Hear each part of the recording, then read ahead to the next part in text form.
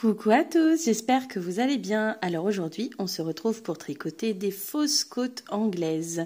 C'est un point que j'avais déjà fait il y a un moment, mais là j'ai décidé de le refaire à nouveau parce que voilà, la vidéo date un petit peu et en plus je me suis dit que cette fois-ci, j'allais vous expliquer comment les réaliser à la fois sur aiguille droite, mais également sur aiguille circulaire.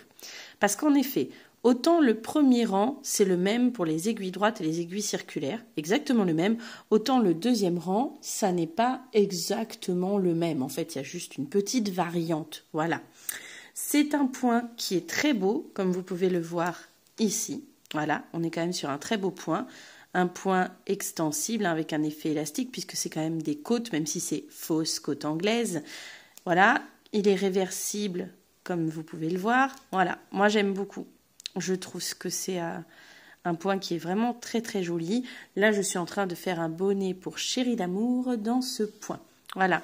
Et comme en plus, c'est un bonnet que je veux qu'il puisse se redoubler sur assez haut pour avoir vraiment une double épaisseur sur les oreilles et tout, et ben du coup, les fausses côtes anglaises, c'est top pour ça. Voilà.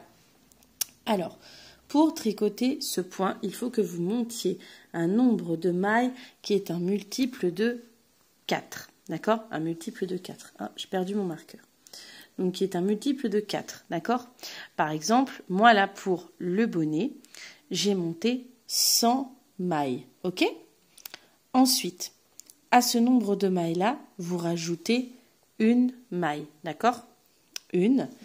Et vous rajoutez également 2 mailles pour avoir une maille lisière à chaque extrémité si, je dis bien si vous êtes sur aiguille droite.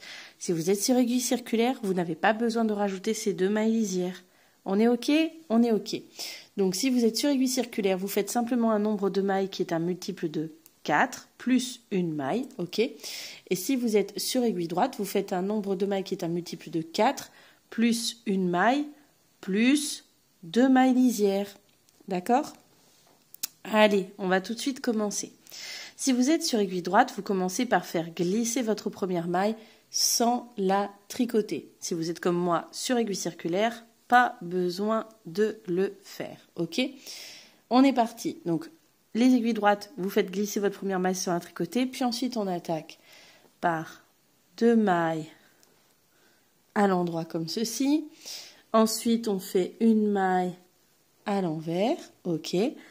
Et on repart ensuite pour 3 mailles à l'endroit. 1, 2, 3. Et à nouveau, une maille à l'envers. Et on va alterner 3 mailles à l'endroit, une maille à l'envers, 3 mailles à l'endroit, une maille à l'envers sur tout notre rang. D'accord? Allez, on y va. Et on devra terminer le rang par une maille à l'endroit, et les personnes qui sont sur aiguille droite, votre toute dernière maille qui est la maille lisière, vous la tricotez également à l'endroit.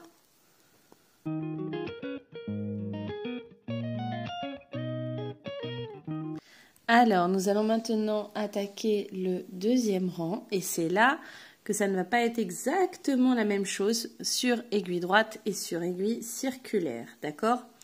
C'est-à-dire qu'en fait, là où sur aiguille droite, vous tricoterez à l'envers, sur aiguille circulaire, nous on va tricoter à l'endroit.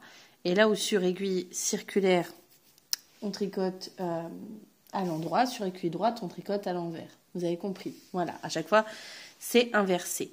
Si vous êtes sur aiguille droite, commencez par faire glisser votre maille lisière. Puis nous commençons sur aiguille circulaire directement par une maille à l'endroit. Donc sur des aiguilles droites, vous commencez par une maille à l'envers. Ensuite, sur aiguille droite, vous faites 3 mailles à l'endroit. Sur aiguille circulaire, nous faisons 3 mailles à l'envers. Ensuite, sur aiguille droite, vous faites une maille à l'envers et nous, sur aiguille circulaire, on fait une maille à l'endroit. Nous allons maintenant alterner. Sur aiguille droite, vous alternez par 3 mailles à l'endroit, une maille à l'envers, 3 mailles à l'endroit, une maille à l'envers, 3 mailles à l'endroit, une maille à l'envers, en terminant par votre maille lisière que vous tricotez à l'endroit. Et sur aiguille circulaire, nous alternons entre 3 mailles envers, une maille à l'endroit, 3 mailles envers, une maille à l'endroit, tout du long de notre rang. Et voilà comment réaliser de très belles fausses côtes anglaises. Voilà, des bisous à tous, j'espère que ce tuto vous a plu. Bisous bisous.